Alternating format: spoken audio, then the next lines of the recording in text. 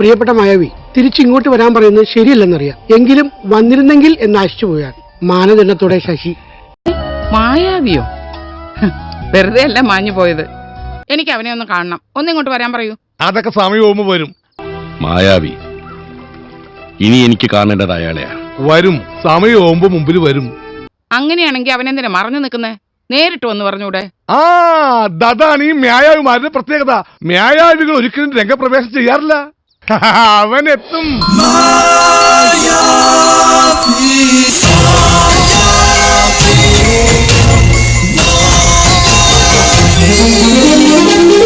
ഇന്നത്തെ ദിവസം അവനിവിടെ വരാൻ സാധ്യത ഉള്ളതുകൊണ്ടാ ഞാനും നിങ്ങളോടൊപ്പം പോകുന്നത്.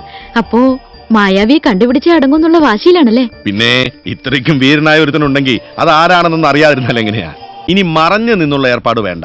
അതെ, കാര്യങ്ങളൊക്കെ നേരിട്ടാവാം. വീട്ടിലേക്ക് വരണം. ഇനി ക്ഷണിക്കാഞ്ഞിട്ടാ വരാത്തതെന്ന് പറയരുത്. താ ക്ഷണിച്ചിരിക്കുന്നു. അത് തന്നെ. നീ പറയാറില്ലേ എല്ലാ ആപത്തുകളിൽ നിന്നും രക്ഷിക്കാൻ കാവൽമാലാകെ പോലെ ഒരാൾ വരുമെന്ന്? അതവനാ മായാവി.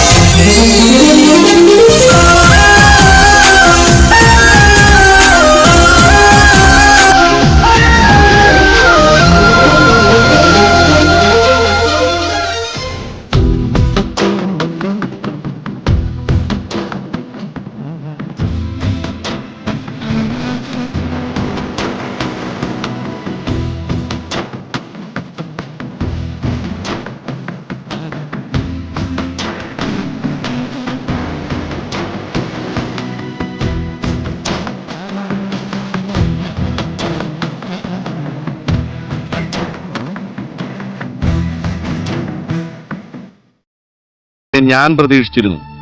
ഇവിടെ വന്നാൽ താങ്കളെ നേരിട്ട് കാണാനാവുമെന്ന് എനിക്ക് നല്ല പ്രതീക്ഷയുണ്ടായിരുന്നു.